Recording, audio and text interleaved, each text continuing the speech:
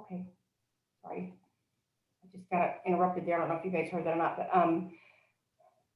Kirsten Barranti, Barranti Law Group, continuing with our law 2021 employment laws, and a couple of things here. Kirsten, I think we're going to say we're going to welcome everyone in just a moment, but these our lunch and learns and coffee and learns will be virtual until further notice at this point. We will also be recording this, and it will go onto our website and to our social media, or to our YouTube page. So you'll be able to find that in the coming days. But those are all the points that I have to make. So welcome everybody, and Kirsten, take it away. Good morning, everyone. So we're going to start, and we'll go ahead and have each person introduce themselves. I'll go at the end and give you a little background on myself. And then if you tell me a little bit about your business and what role you have in the business. So I'm going to start with Bernie Smith. Hi, everyone. Good morning. Actually, I don't work for a small business. I don't own a small business. I actually work for First United Credit Union, but I am a manager. And I think this be a good discussion to kind of be reminded of, HR laws and, what my role as a manager takes in making sure that, I'm following those laws. And also just to check this out, this is my first, coffee and learn. So just kind of wanted to see how it went. So Okay. That's it. Welcome. Let's see, Taylor. Hi, my name is Taylor Hoover Hart. I work for Open Heart Kitchen. So we are a local nonprofit service provider in the Tri-Valley. And I kind of help out with some of our HR, sort of compliance stuff in business. So I'm just looking to educate myself, make sure we're doing everything correctly. Okay. Jason. Good morning. I'm Jason Gowell with Cool Earth Solar, and we are a solar installer designer in Pleasanton. And I do work in the HR department, but still relatively new to it. So all of these have been really helpful. So thank you, Kirsten, for taking time for that. Perfect. Welcome. Let's see. I don't have a first name, so it will be B. Taylor.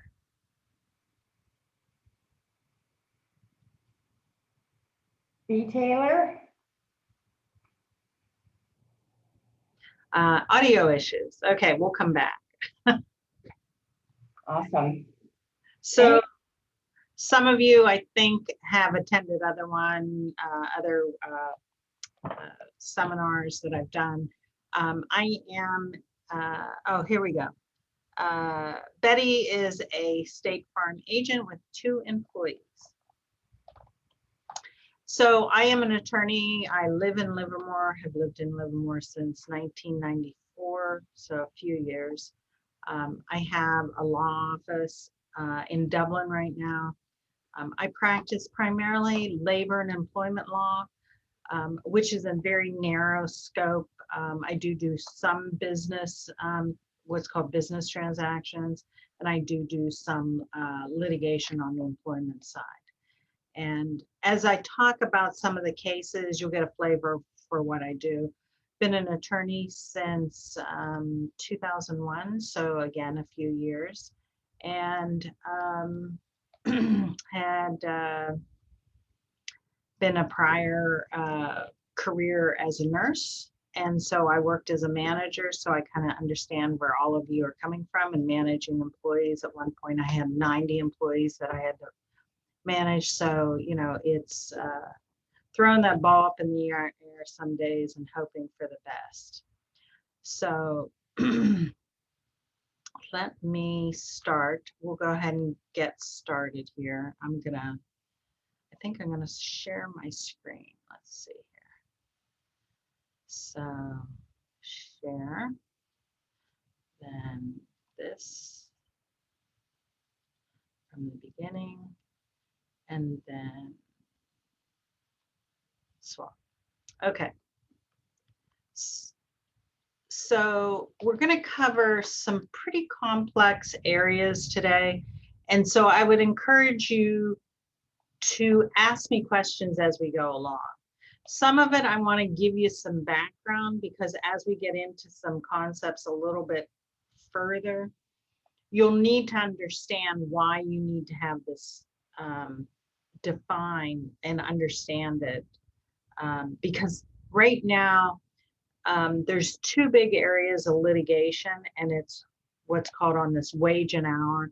And the other side is what we're going to cover next in September, which is discrimination, COVID violations, that kind of stuff happens over on that side. So on a weekly basis, I get lawsuits from my clients that I'm having to deal with. And a lot of it, probably 50% of it, is right here, what we're going to cover today. So let's go ahead and jump in, because there's some level of confusion when you talk about, oh, you know, what's compensable? What do I have to pay the employee from? And what are hours worked? And this hours worked is a legal term. And I put it up on the screen because not only does, hold on one second, not only does the labor code, but what's called the Industrial Welfare Commission, and that is the labor commissioner, defines it as all time where the employer is controlling the employee, and the key words now, has suffered or is permitted to work regardless of whether they're actually doing any work. And you have to count it whether the work was actually performed and whether it was performed on your location. And you're going to see as we talk about some of these other concepts how that comes up. So you need to keep that in the back of your mind, so that if you have someone maybe working remotely or travel time or on call, which we talked about last time, and we can talk about it again this time, that will determine whether you owe the employee money. So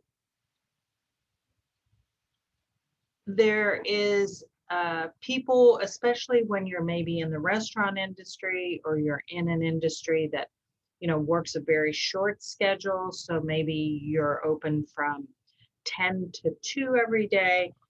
You need to have a 1 day off at least a week in a work week. Now, that doesn't apply when the person only works 2 hours a day or 1 hour a day. They have, if they work more than 6 hours in a day, then they're entitled to that day off. Also, if there's alternative work weeks, which we'll talk about, then we'll deal with that a little differently. But in general, so when you're scheduling someone, you need to keep that in the back of your mind. Now, I know some of you, it won't be as much an issue, but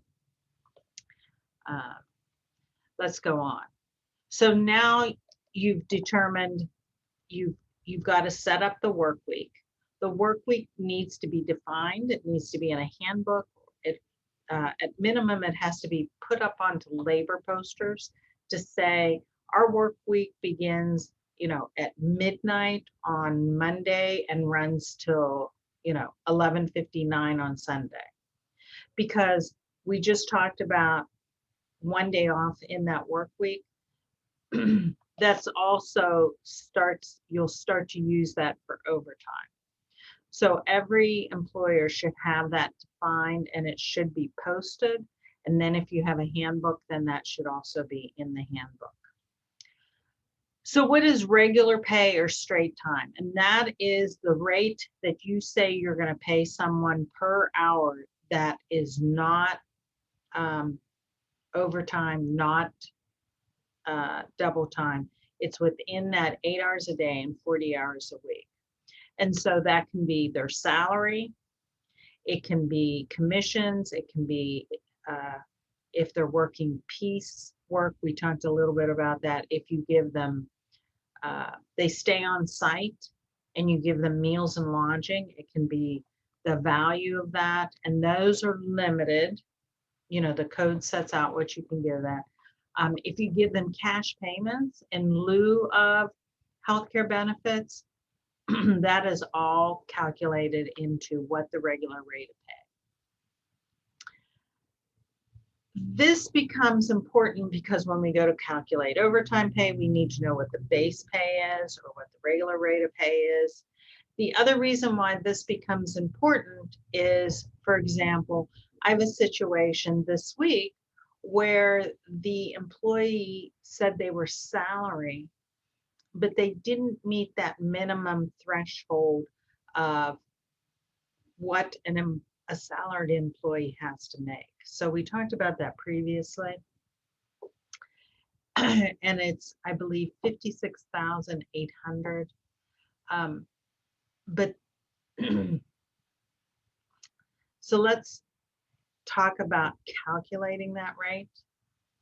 So someone that's a salary, you divide, I don't know if all of you know, when you have a salary, there's an assumption that it's 2,080 hours in a year. So you take 2080 divided by 60, and in this case, you would get an hourly rate of $28.85. If someone works on commissions, let's say they're selling cars, and 1 week they have they get $2,000 commission, then their hourly rate is $50. If they get the following week 6,000, then their hourly rate goes up. Again, that's divided by 40. If it's in a 2-week period with 10 days of pay, then you would divide it by 10. And then, of course, there's just, you know, you hire someone for your front desk, you pay them $20 an hour. Their regular rate is $20 an hour. Everybody with me so far? Does that make sense? You can, I guess, in the chat, give me a thumbs up or, you know, stop or, actually, I can't see the chat. Oh, I guess I can see the chat up here, maybe. Let's see. And Kirsten, I'm watching it too, so I'll. Oh, okay, great. That will be fantastic. Yes. Okay, so now we have overtime. Now, here's the reason why, you know, it can become really important. You need to know what that base pay is. If you go back and you look at what I just said about calculating, like, for example, commission, that goes into the hourly rate. So if someone has worked overtime, let's say they're the front desk person, they might get a bonus for every, let's say, for everybody that they sign up to do X, Y, and Z, they get a bonus of $5. I don't know, whatever it may be. That goes into their $20 an hour compensation. So you need, instead of that person making $20 an hour, maybe that week they had every day $5 extra. You have to add that in. And we're going to actually, I'm going to show you that calculation here in a minute. But overtime is paid in California, and we're going to use wage order 4. And I believe everybody that here is probably a wage order 4. Anything after 8 hours in a day, you get time and a half. So if you make $20 an hour, then you get $30 an hour. If you work more than 40 hours in the week, and you work, for example, Saturday, then that's overtime. And that's paid at time and a half. Double time means anything after 12 hours. And that would be if you make $20 an hour, then you make 40. And if you have more than 8 hours on the 7th consecutive. Again, alternative work weeks have some different rules for overtime.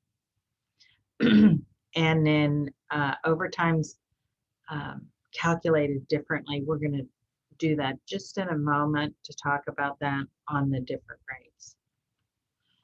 So here's how you could have different rates for travel time. So for example, you pay someone $20 an hour normally, but you're going to pay them only whatever minimum wages, $13 an hour to travel. This example that I'm using, the person's regular rate is $14 an hour. They worked 40 hours, and then they had 10 hours where they worked at a different job that only paid $13. So you add those two numbers together. That's the total compensation before you add in the overtime. And it comes to $690. They worked a total of 50 hours, and that's how you determine what their weighted average is for calculating overtime. So the normal rate is $13.80. $13.80 times 1.5 is 9. And I know it's complicated. If you use ADP, then you use something like this. But the reason why it becomes really important now is because there's a case that came out in the last 30 days that said, if you don't give someone a meal break, you have to do this type of calculation. And so there's ADP has this formula written down, but this is generally how that works. Okay, so I'm not going to get too much into split shifts, but if you have more than an hour between shifts, there is a calculation where you have to compensate the person. A lot of times that comes up when you have someone that works like in a restaurant and they work the lunch shift and they finish at 2 and then they come back at 4 or 5. That's considered a split shift, and there is premium hours that are paid for that. Most time, this minimum time between shifts doesn't really apply to most or anyone here. For example, a pilot, you can't work more than 15 hours in a day, and you have to have 10 hours of rest. Mainly these exceptions are related to safety type positions that have that minimum rest, or if it's in a union contract.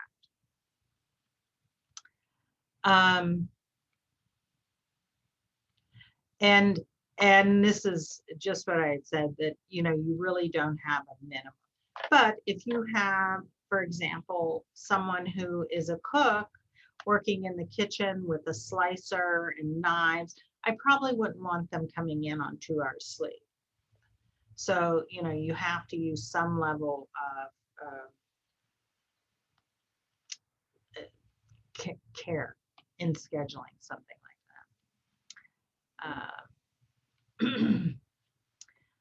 that.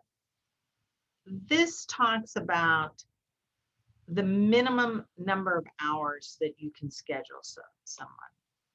So for example, let's say I'm on vacation and I want my staff to come in every day for an hour, go through emails, and then pick the mail up.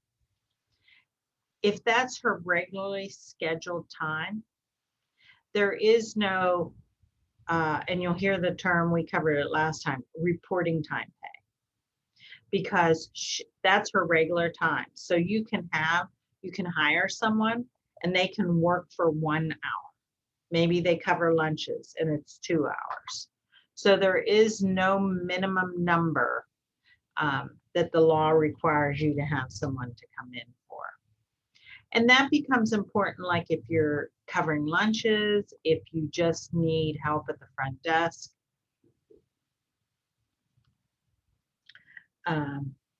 You're using school-age kids to help out.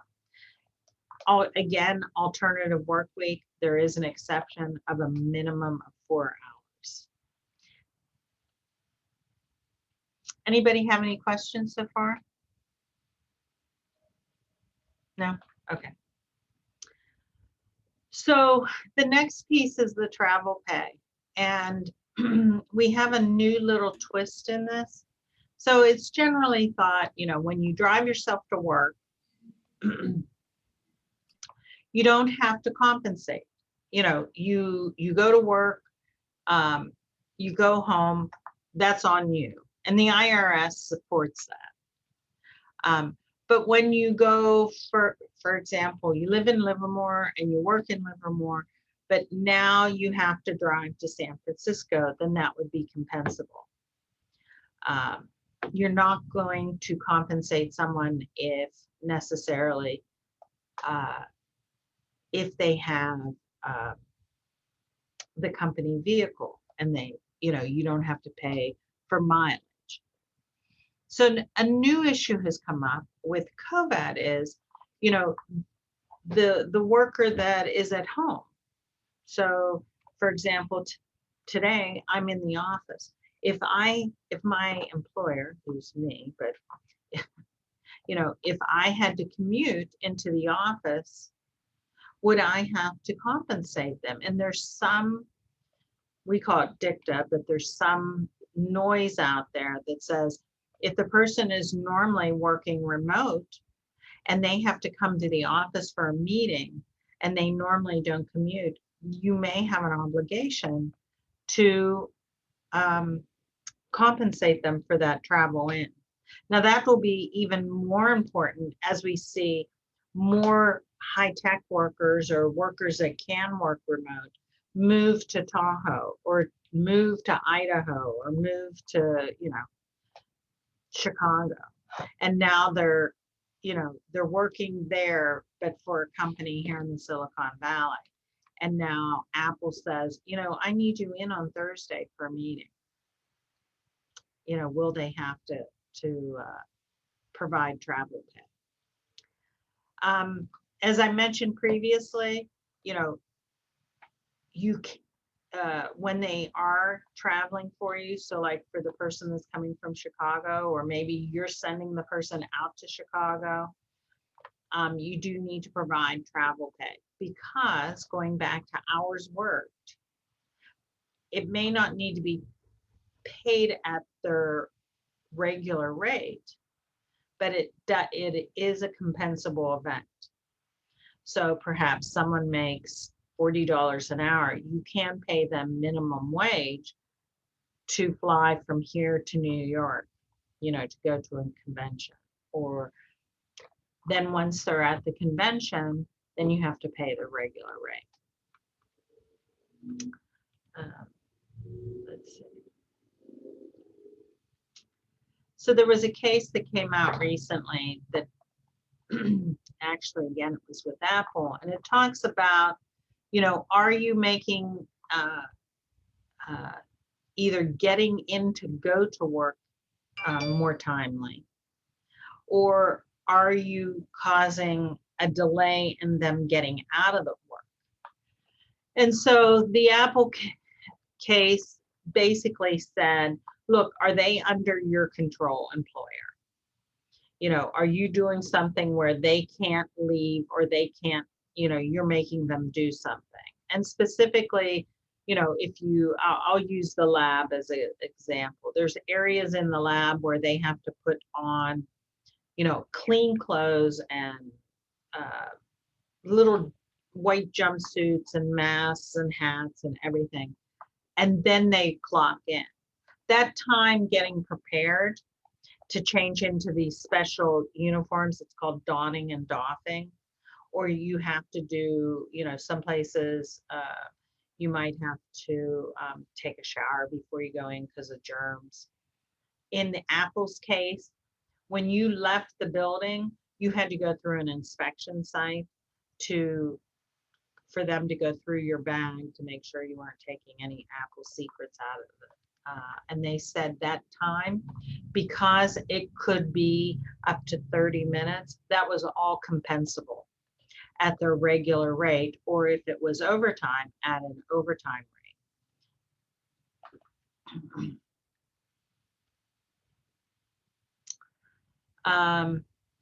So this is a reminder as we get ready to get into, we're going to go into meal and rest breaks.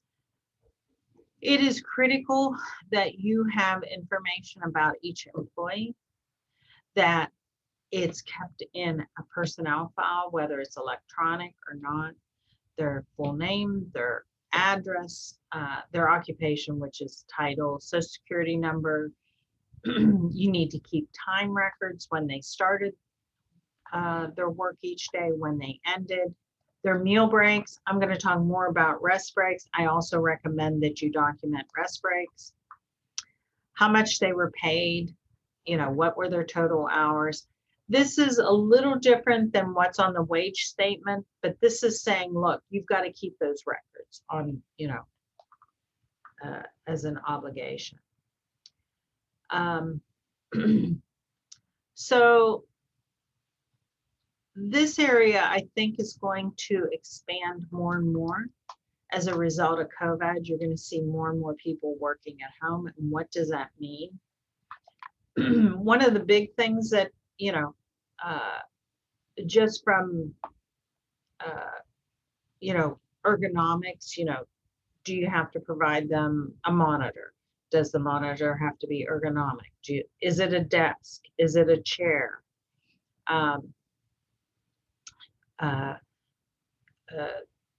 Do you need to provide them high-speed internet? Do you need to provide them a phone? And a lot of what I just talked about, we talked about last time, which is expenses. Those are things that on the employer's behalf, you need to, the employee is suffering. It's part of what they're paying for, that you should be providing some level of that or compensating them. So for example, they use their cell phone to communicate. Maybe they make 2 calls a day on behalf of the company. You should at least give them some dollar amount to reimburse them for using the phone for the benefit of the company. So these are some more issues. You have an hourly employee, they're working at home, they're doing coding, they're doing data entry. How are you going to maintain those records? Are they going to be electronic? Are you going to punch in? Are you going to be able to see them logging in via, an email system or maybe a computer stamp? How are you going to approve overtime? And this, I'm going to jump down. We've talked about the travel time, but how are you going to control if they're breaking up their day and they work 2 hours in the morning and 2 hours from 3 to 5, and then they jump back on the computer at 10? You need to think about how are you going to handle overtime so that you don't end up with liability that they're working.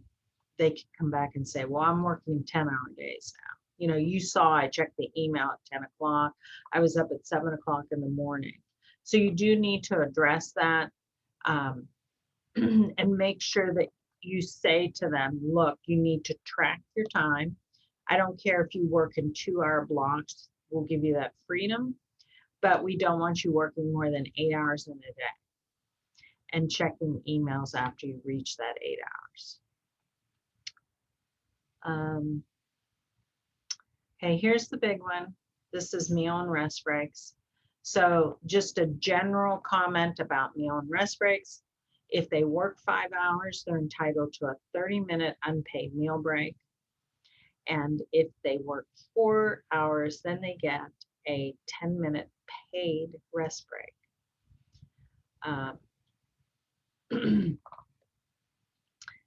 Those are not the issues that cause lawsuits.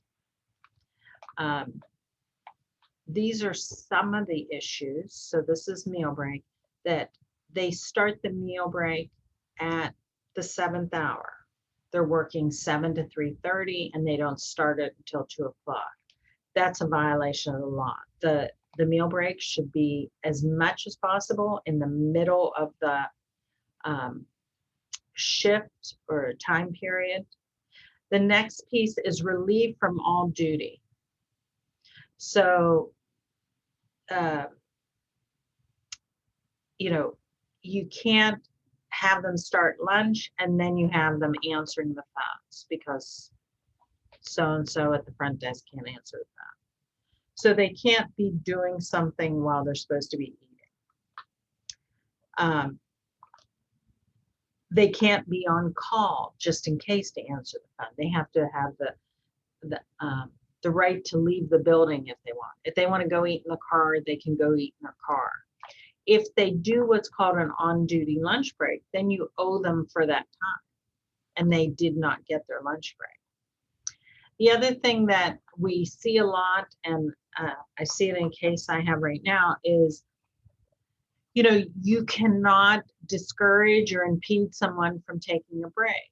The argument I have in my case currently is that the employer looked at the employee.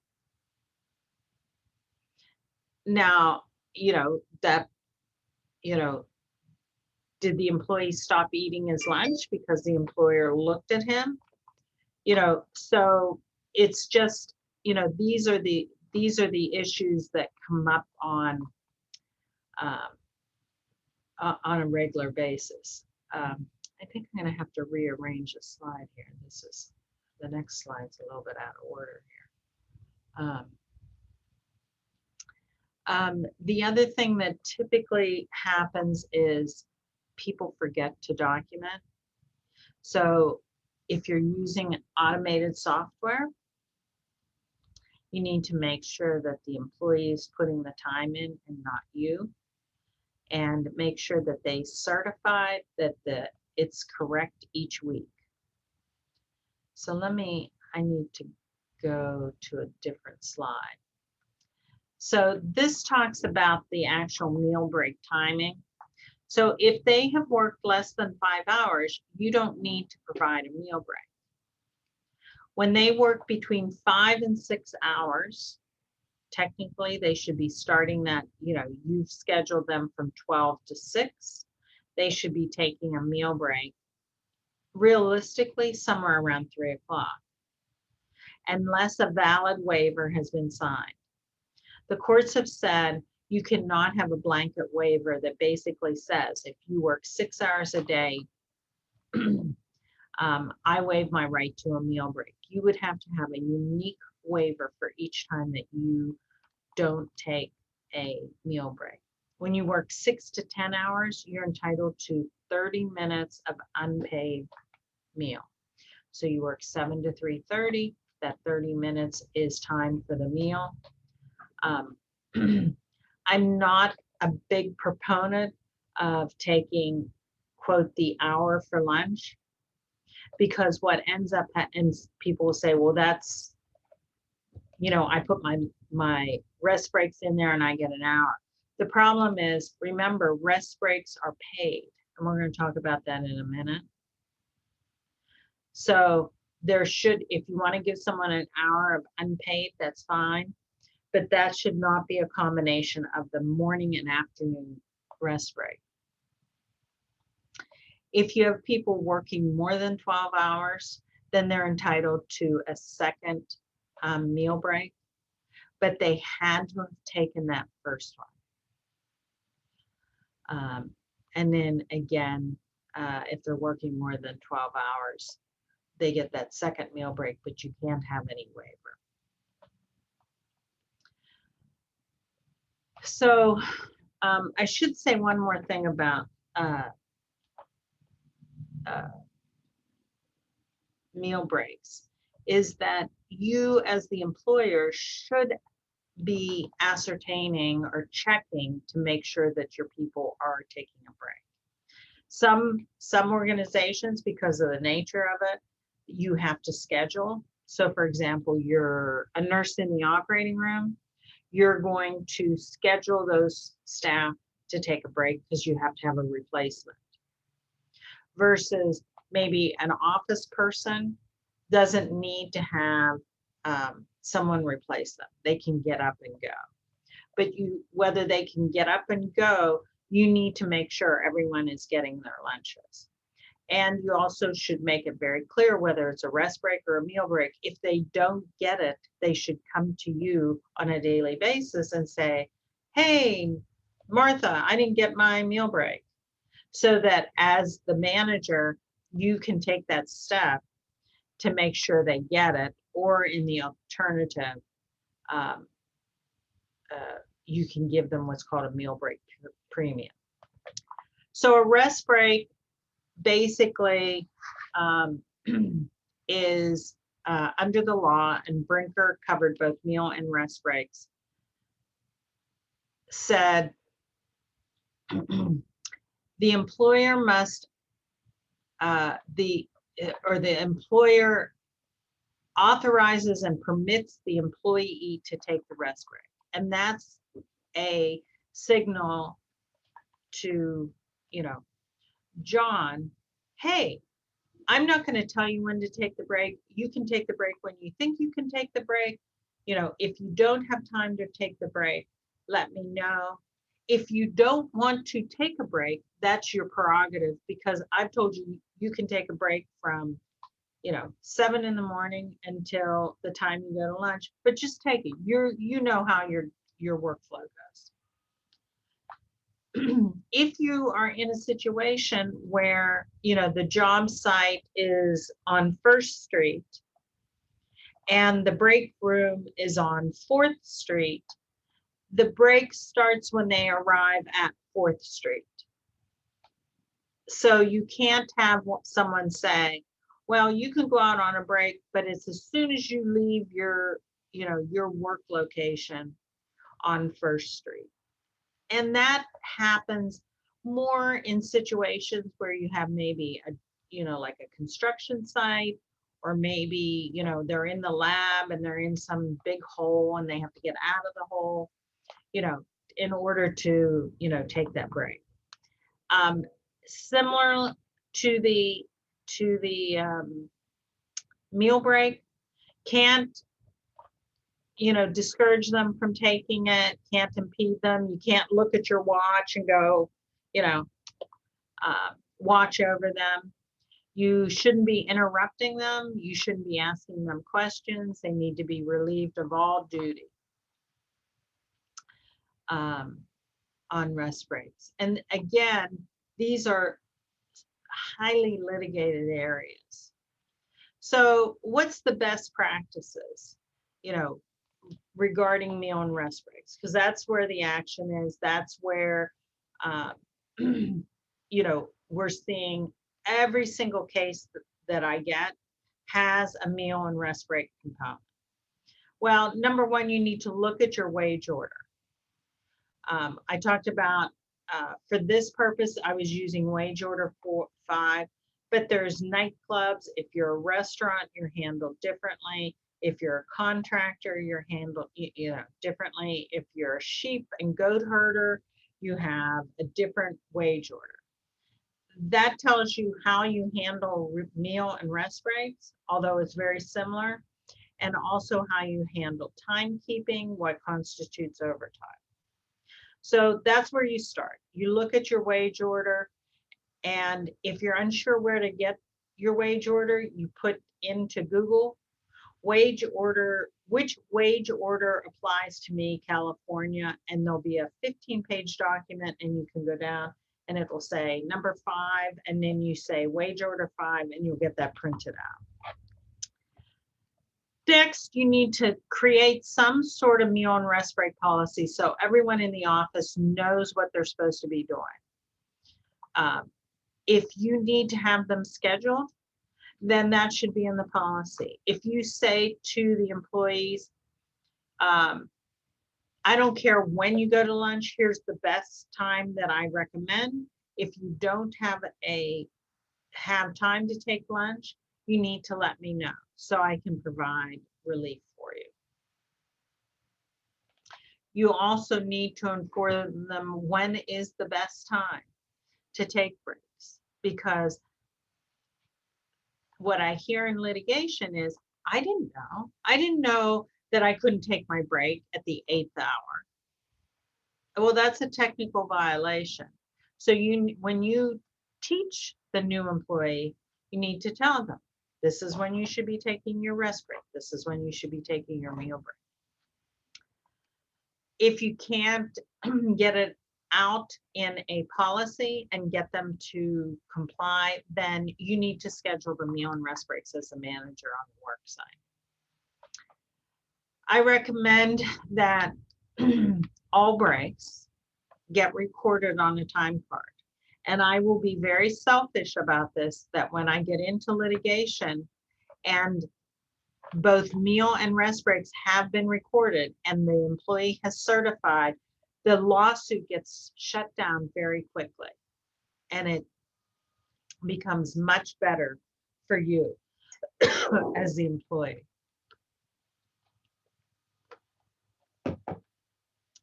The other thing that you need to do on a regular basis, and we're now recommending it monthly, especially if you have a large workforce, because you can incur a lot of penalties, is you need to do an audit of approximately 5% of your employees and check their time cards and check their wage statements to make sure that they're getting paid properly and they're taking meal and rest breaks and documenting them properly.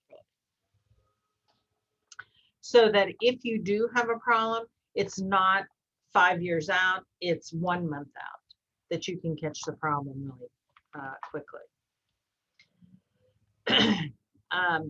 The next is make sure if you have people underneath you that you educate those individuals at the same level that you're educated. And lastly, if the employee fails to take a break and they said, well, I can't leave, then you owe them 1 hour of premium pay. So we're back to how do you calculate that premium pay? And that's that weighted average that I just mentioned. That comes out of a case that's called FERA, I think, FERRA. And again, you have to use all the compensation to get what, quote, 1 hour. Used to be 1 hour at your regular rate. Now it's 1 hour premium pay. And the courts have just come out and said, it's going to be that higher amount. Let's see. So let's go back up to alternative work week. And that seems to be becoming more popular. And so basically you will hear, and I have a number of employers that are wanting to do this, is where traffic has gotten bad and they want to not commute on Friday or not commute on Monday. And they've gone to, for example, what's called a 4-10. So they work 4 10-hour days in a week, but those 10-hour days are all at straight time. And so the key to this is you must follow a step-by-step procedure, and then it gets submitted to the Department of Industrial Relations. And I'll talk about that real quick. But you have to look within a unit. So for example, let's say you're a fabrication shop and the paint shop had 20 employees and they wanted to do that. Within that job classification, they could agree to do an alternative work week. And really what you're doing is you're protecting yourself from overtime pay. And we had a situation where I had a case and they were installers of some contracted work. And the employer or employee made a claim about that he failed to, I worked every day 10 hours. When I sent the letter from the Department of Industrial Relations to the opposing counsel, lo and behold, there was no overtime owed because he was working 4/10s. So in order for it to work, there is a procedure. This is kind of a summary, but you put together a written proposal. You determine what the maximum and minimum hours are. You do a written disclosure, and it has to go out to all the employees, and you hold a meeting and you review it. And there's at least one meeting that has to be presented to the employees in that division or department. And then you hold the secret ballot, nobody's name's on it, and you find out, 10 out of 10 people want this, and then you submit a formal results to the industrial relations, you can actually go on their website and look up various companies that have that. So that takes care of that. We did that. So now let me look and see here before we get. I want to look at.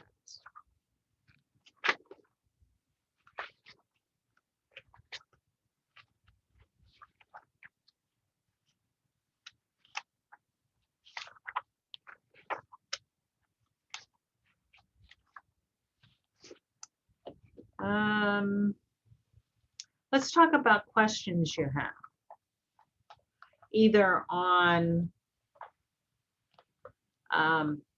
the stuff that I talked about or other wage and hour employment law.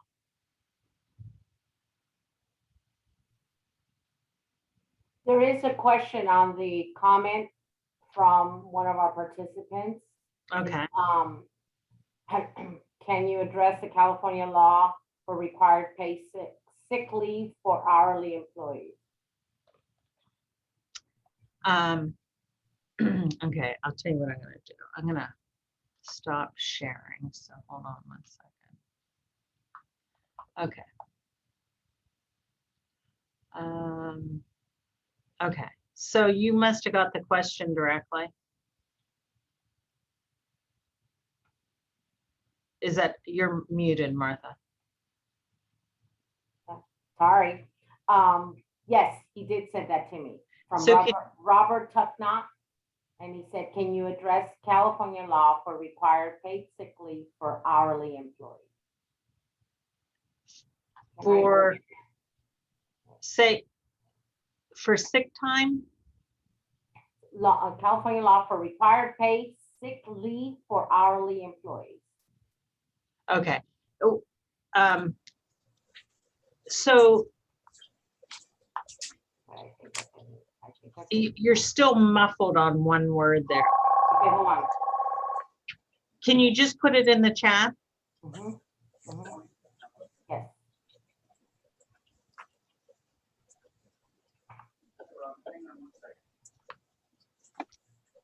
Okay. Robin, line one.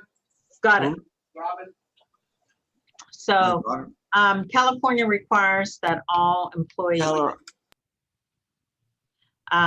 within 90 days receive a minimum of 3 days or 24 hours, whether they work full-time or part-time. Now, there are some little caveats on that, like if they work less than so many days within a 6-month or a year period. But in general, you know, they will get 24 hours of sick leave pay, and that's, you know, paid by the employer. You can set it up either for the accrual method on an ongoing basis. We'll forget, you know, now they're an older employee, now you start 2022. You can have it as accrual, or you can do what's called a block grant or a lump sum grant. So on January 1, everybody gets 24 hours, and then it doesn't roll over. The accrual method, if you're having them accrue on a regular basis, the employee doesn't use any of that time, then at the end of the year, they're allowed to roll that 24 hours over, and they can accumulate up to 48 hours of paid sick. Now, of course, you can have a different sick policy. You can have them accrue more, but that's the minimum under the state. Google. So Google would be off the top of my head. Oh, I see. That isn't a question. That is look up. I'm like, okay.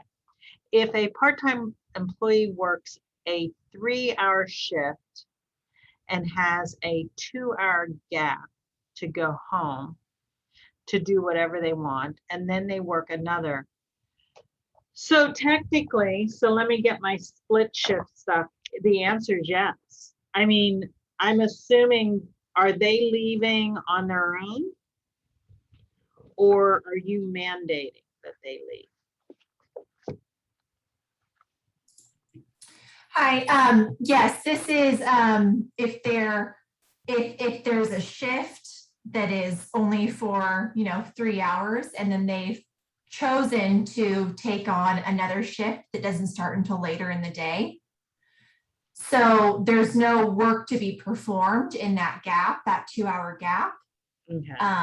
But they have elected to fill that later shift. Okay.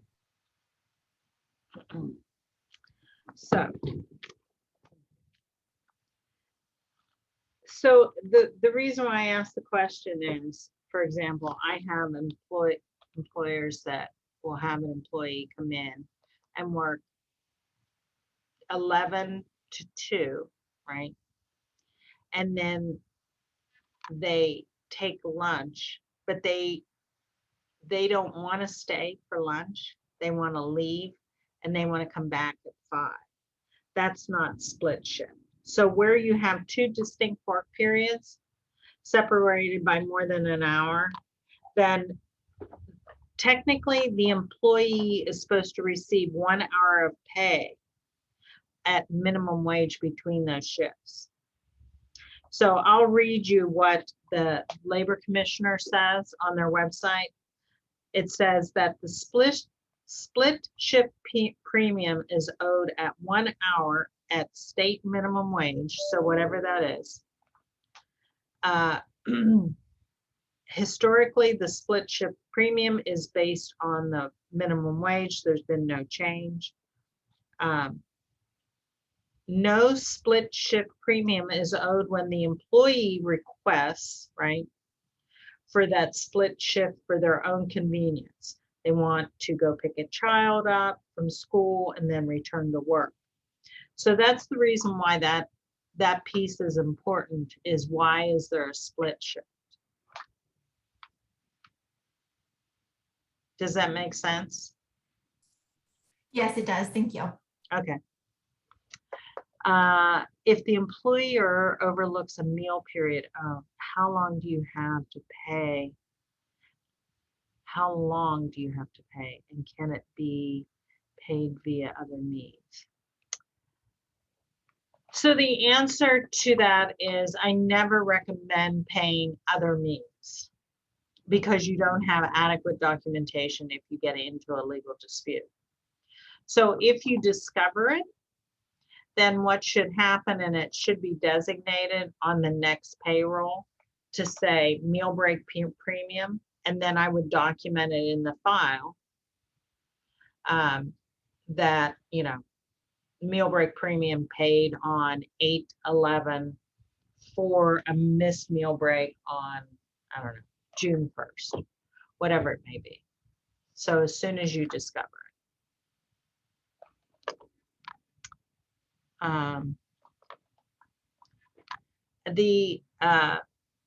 Let's see.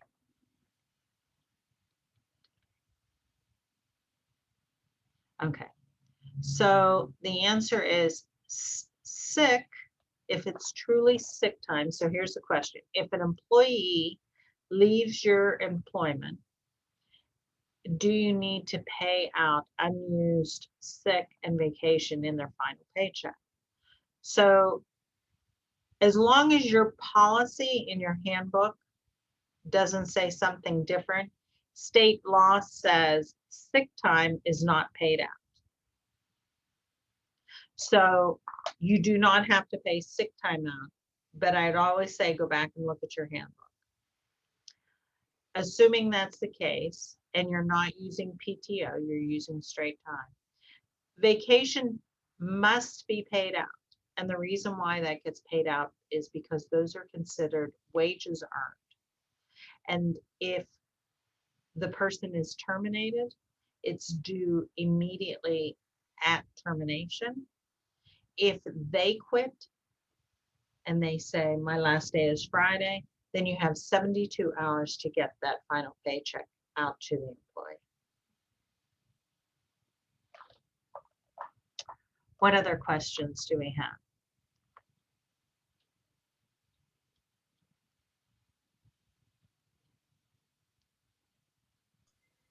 Anything else anybody can think? Can I just ask it? Yeah, ask it.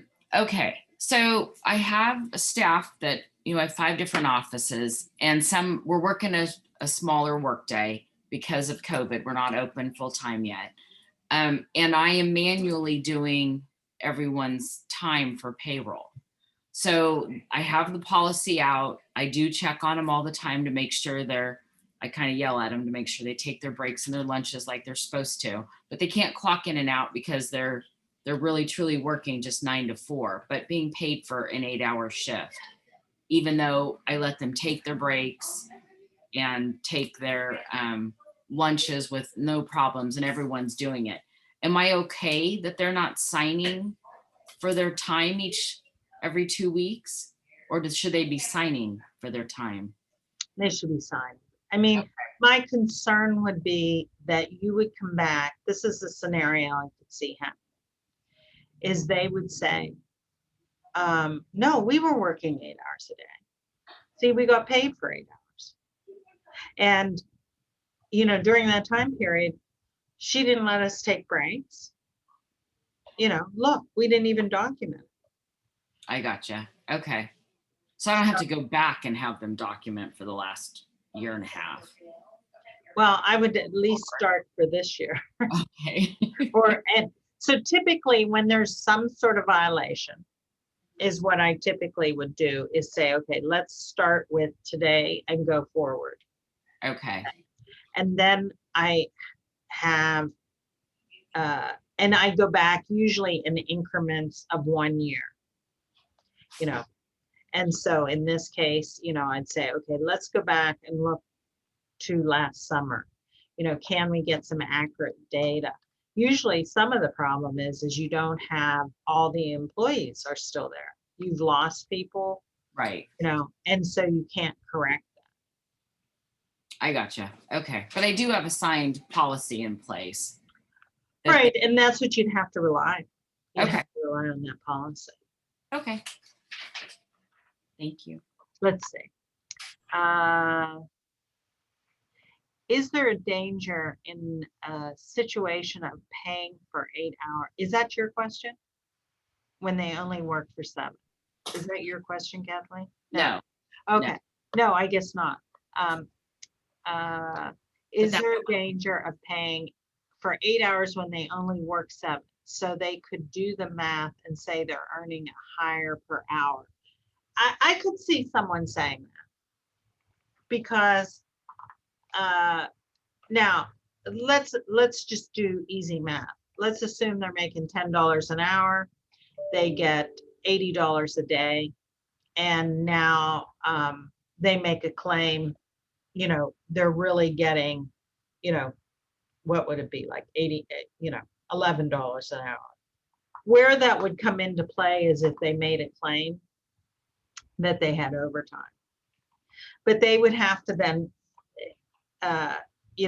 claim that there would be a lot of manipulation to get to that one. But what I would say to them is that, I'm not sure why you're doing that, because I'm thinking it's going to cause a little bit of an accounting issue. I think you can pay the people more money. You can pay them as much as you want, but the documentation as far as how many hours, it should be reflective of whatever they worked.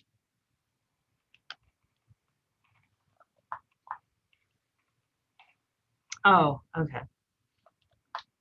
What can an employer do if the employee consistently documents incorrectly, causing the employer to double check hours and pay?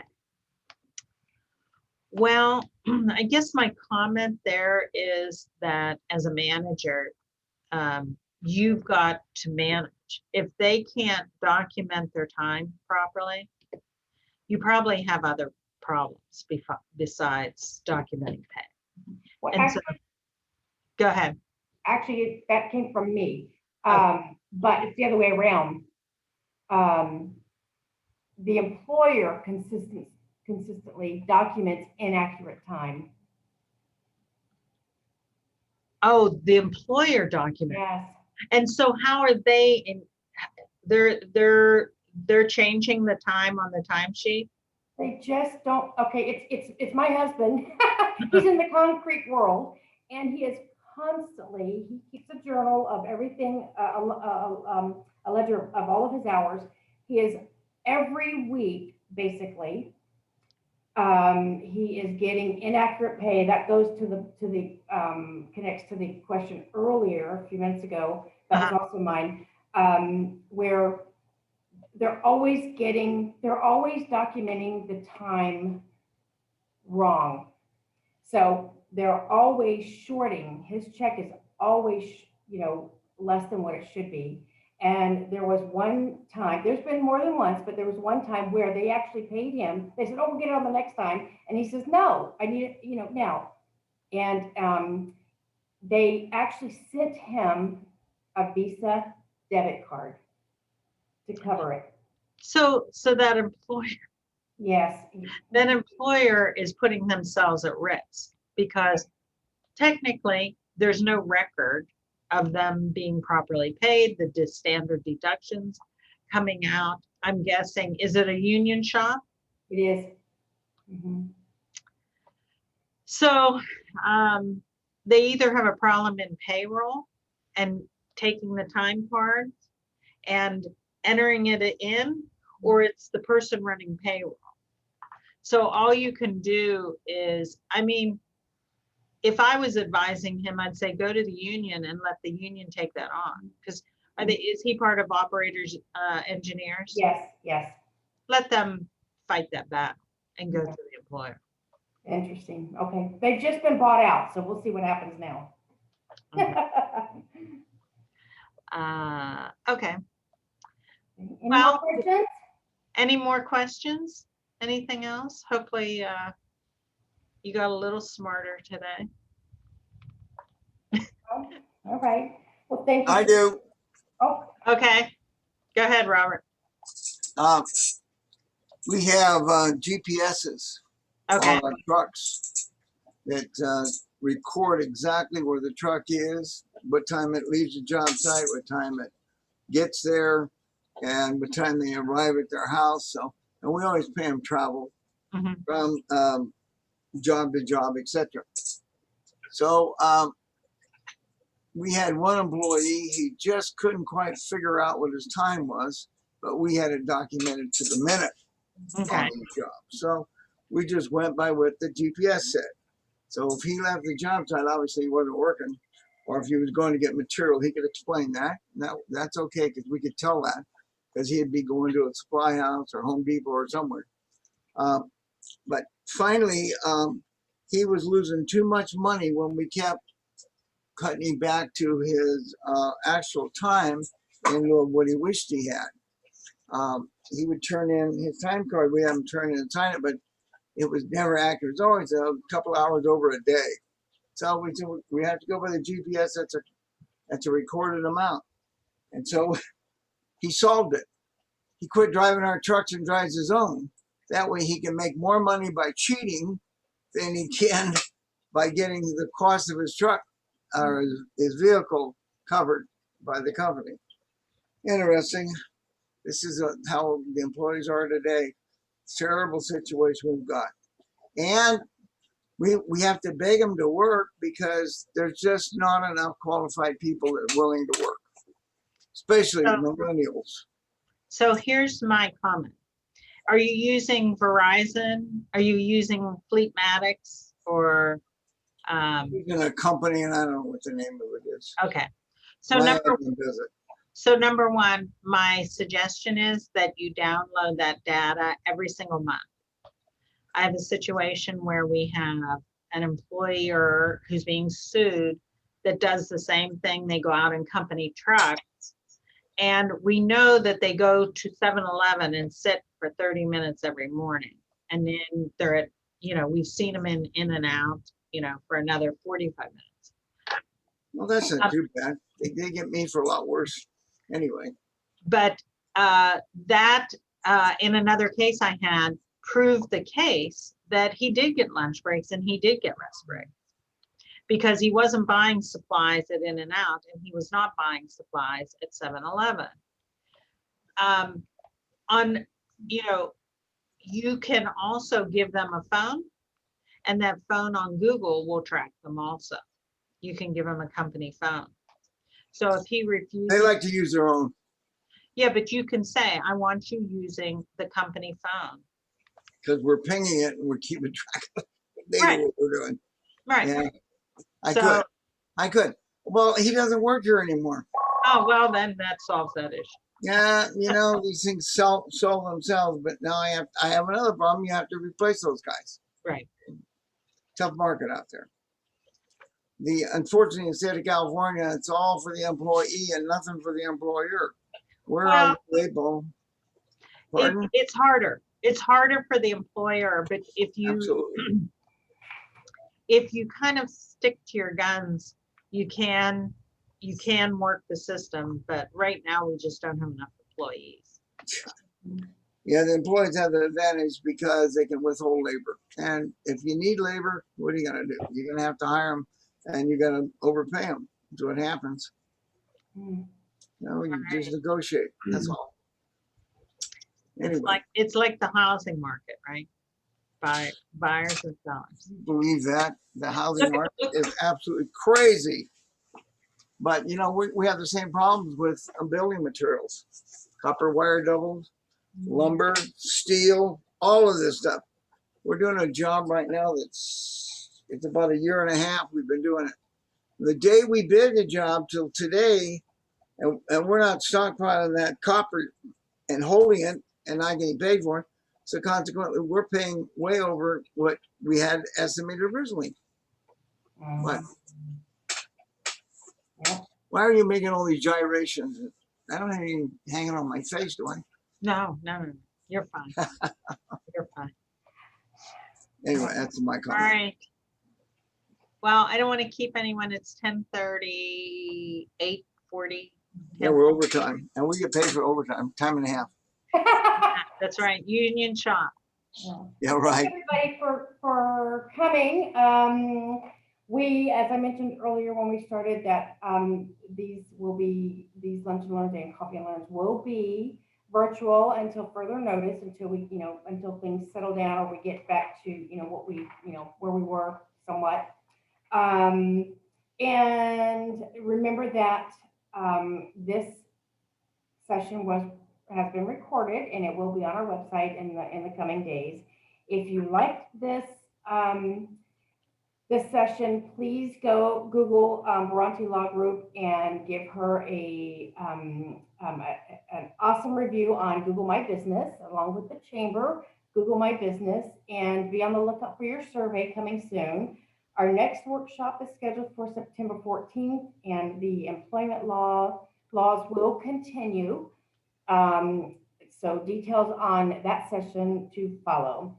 We also have, for all of you employers, there is a Tri-Valley Career Center partnership with Tri-Valley Chamber of Commerce Alliance.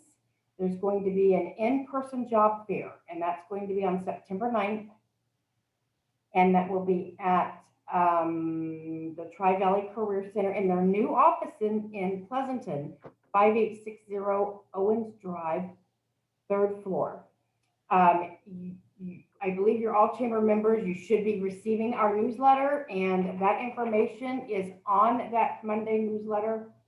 And they have limited space. So if you want to have a table there, you can certainly do that. Or if you want to show up and grab people at the door, I don't know, Bob. Maybe that's something you could do too. But if you have questions on that, let me know. You can send an email to me and or call the office, and we'll get that flyer directly over to you. But thank you all for coming, and have a great day. And we're glad to see you. Thank you, everyone. Bye-bye.